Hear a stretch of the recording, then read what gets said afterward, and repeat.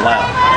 What they do is they have to interview everybody that wants to do it, and they just deny everybody. Yeah. Greenwoods, they don't have enough room to allow people to start coming in. I wish they would. It would help the sports programs.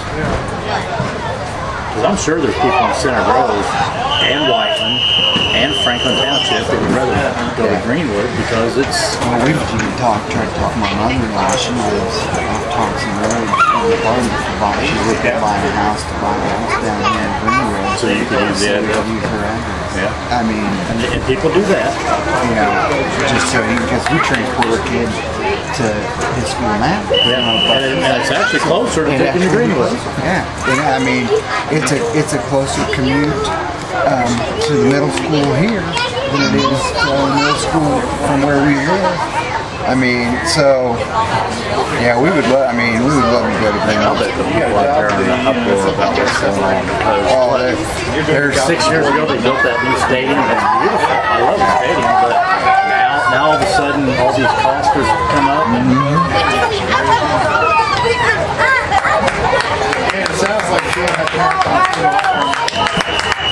Yeah, we've got letters from Pat Miller saying that she's talking to the school board and that they need to use the rainy day fund for buses, which they're refusing to do that. Use the what? Like the rainy day fund that they have like a $7 million rainy day fund that they could use, but they're refusing to do that in case, like, you know, something goes out on one of the schools. They've closed 2 schools down.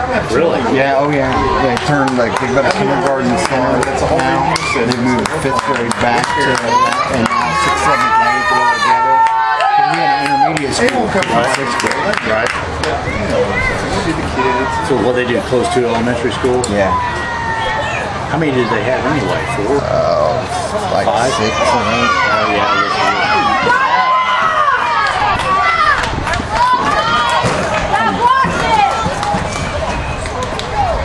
We had like 6, and they closed the 2 oldest ones. They had the lowest enrollment.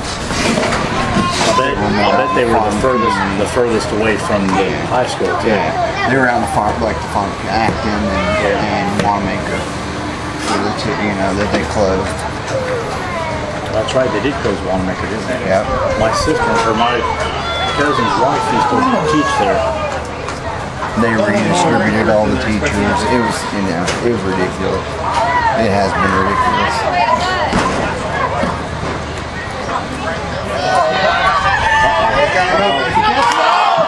Oh, he's got a catch.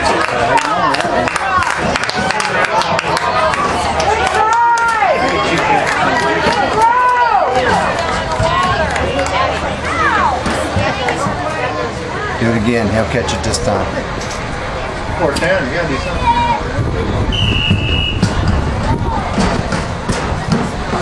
That's what we did against the Colts. We ran power pass right, and then we ran power pass left, and completed the power pass left. So.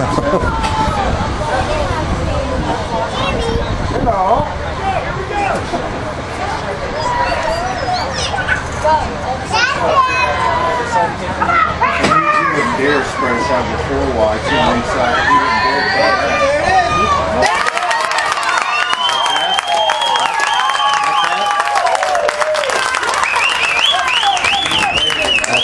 That's exactly how we won the Colts game.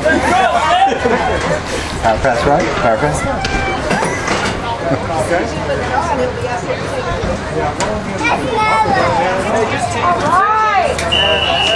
Good call, Jason. That reminded me of last week.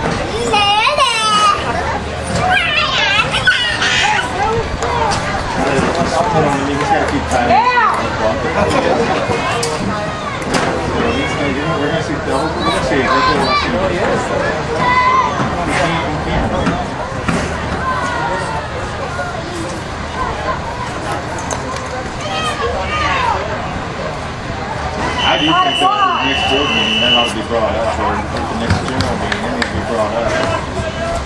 Why don't we play kids that they want? Do what? What? Bring what up? Why not?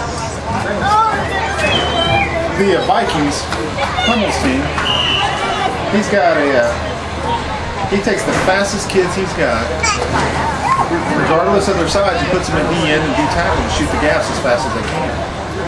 Now, if we're really laying, they will never play in middle school or high school that position. at that position. Right. Why are we allowing them to play there? Why are we teaching them that Right. incorrect technique? I don't know. He takes Jaden Shepard, who's a little 60-pound kid, one of the fastest kids in the league, and he puts him at D tackle. He's in high school. He's never going to play with his hands on the ground. Why are you going to The under tackle. Oh, he flips him around. He tries to find the biggest slowest thing on the offensive line. That's what he puts him in front of. Now, what do you do now? How is he learning anything for when he gets into middle school for you? Right.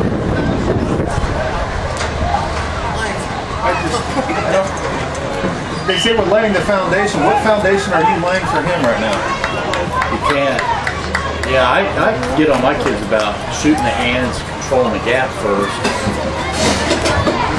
And you know, Every once in a while, you can run a play that's designed to shoot the gap, but for the most part, your job at defensive line is to control the gap. exactly.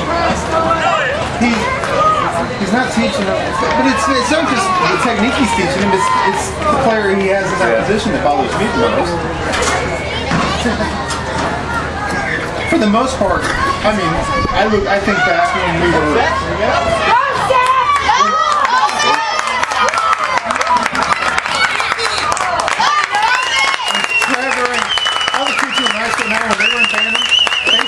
Same offensive linemen or offensive linemen now. Same linebackers. Everybody, your positions aren't going to change that drastically when you move up into high school, middle school and high school. Tailbacks change. Tailbacks change, wide receivers change, things like that change. My kid will end up Pretty much being the tight lines are end. going to stay the same. Right. Why don't you Teach him a position that's going to teach him to be a split end. He's going to have to be a split end. He's going to have to learn how to hit the ball, run routes, exactly? or a corner. Safety, you know, I don't even have a problem letting him play linebacker if he's that good of an athlete for you. Right. At least he's learning how to play on his feet instead of with a hand on the ground. He's never going to play in upper levels with. He won't play with his hand on the ground in middle school. Elementary. Right. Go there.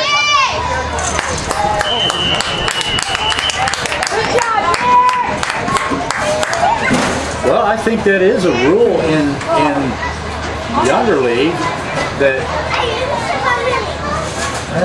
Well, it was mentioned at the coaches meeting at the beginning of the season. You've got to teach gap technique, but I don't know that there's. I mean, I guess I see your point, but there's really nothing you can do about it because he can put anybody anywhere he wants. So, except obviously he can't put an overweight out there, receiver in any skill position, but just put a small guy there. Is he successful with it? Oh yeah. Well, against certain teams he is. See, he has to be a good enough coach, I guess, to say, okay, you want to do that? Here's what we're going to do. I guess if your priority. But you're right. It's not teaching that kid anything for the next level. Go! And that's my point. If we're laying the foundation for the upper levels, then it doesn't just apply to the playbook that you hand me. If I got to stay in certain formations, what's the point if I can put the kids wherever I want them?